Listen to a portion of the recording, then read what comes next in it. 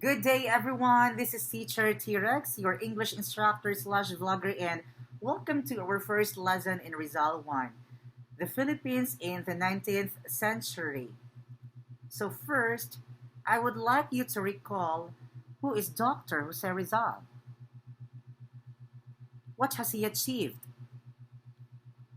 What is also the relevance of studying Rizal in college? Well, in this course, Rizal 1, you will know the answer of those questions. Now, we will deal first about the Philippines during 19th century. Are you ready? That's right. That's nice. The Philippines in the 19th century. During 19th century, it was a dynamic and creative age, especially in the Europe and in the US. So when you hear the word dynamic, this means there were a lot of ideas during this period, 19th century. And because there were a lot of ideas, that means a change was evident. Everything's constantly changing during that period. And when you say creative, this means that the people during that period had their own imagination. They had their own bright ideas. Okay? So during this period, such concepts as industrialism, democracy, and nationalism triggered revolutionary changes in science, technology, economics, and politics. These changes enabled men to achieve the heights of prosperity and dignity. Although the 19th century class in the Philippines was largely medieval, signs of progress or change were noted in certain sectors because it was already dynamic and creative. Its social and economic structure was based on the old feudalistic patterns of abuse and exploitation of the Indios. Indios were the Filipinos during that time. Racial discriminatory practices were very oppressive. Intellectual decadence prevailed, and government processes did not respect the needs of the people.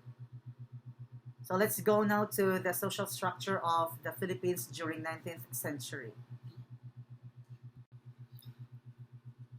The social structure of Philippines during 19th century. So the Philippine society was predominantly feudalistic, which was the result of the Spanish landholding system imposed upon the country with the arrival of the conquistadors. An elite class exploited the masses, fostered by the master-slave relationship between the Spaniards and the Filipinos. The Spaniards exacted all forms of taxes and tributes, and even drafted the natives for manual labor. Consequently, the poor became poorer and the rich richer.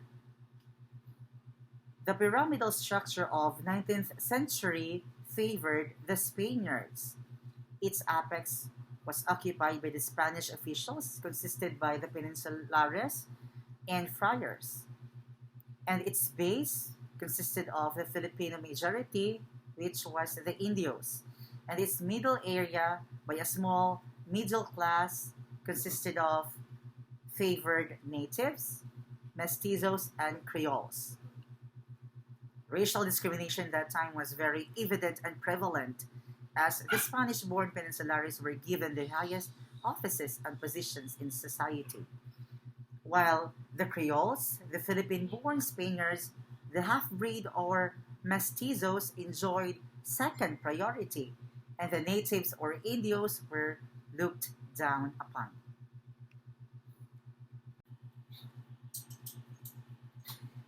The political system of Philippines during 19th century. So the Spain governed the Philippines through Ministro de Ultramar, or we call that Ministry of Colonies, established in Madrid in 1863.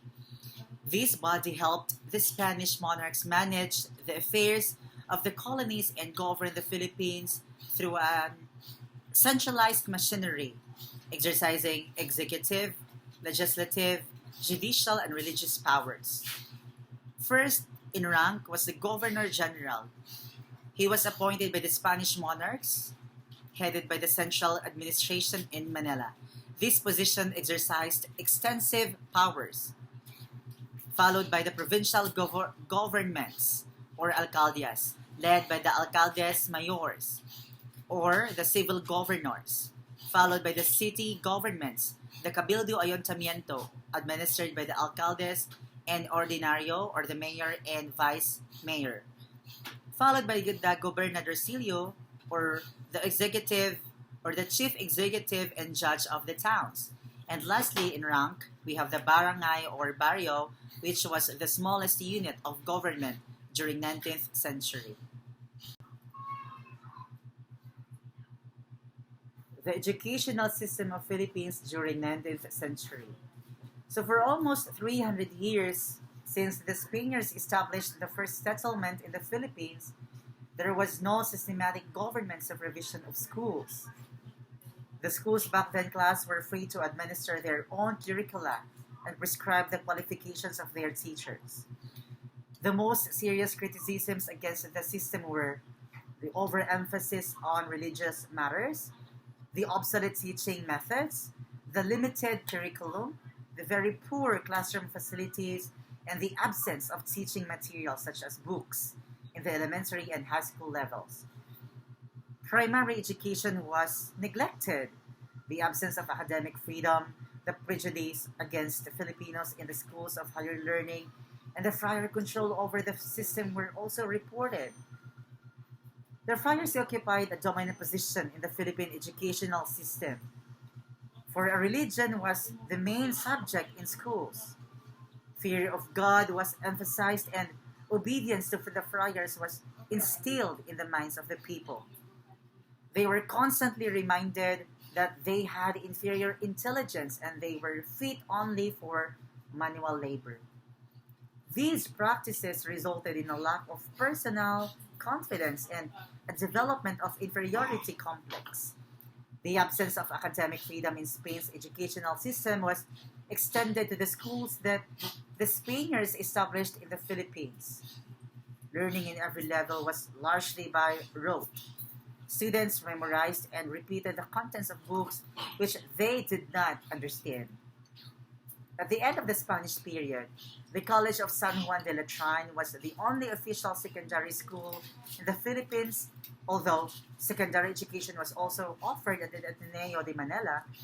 7 provinces had private colleges and Latin schools for general studies, and secondary education for girls was furnished by 5 colleges in Manila. They were Santa Isabel, La Concordia, Santa Rosa, Looban, and Santa Catalina. Up to the end of the Spanish regime, the University of Santo Tomas was the only institution of university level in Manila. Initially, established by solely for Spaniards and mestizos, it opened its doors to Filipino students decades before the end of the Spanish rule. So the Educational Decree of 1863 marked a milestone in the history of the education in the Philippines under Spain. It is for the very first time provisions were made for the establishment of teacher training schools for government supervision of the public school system.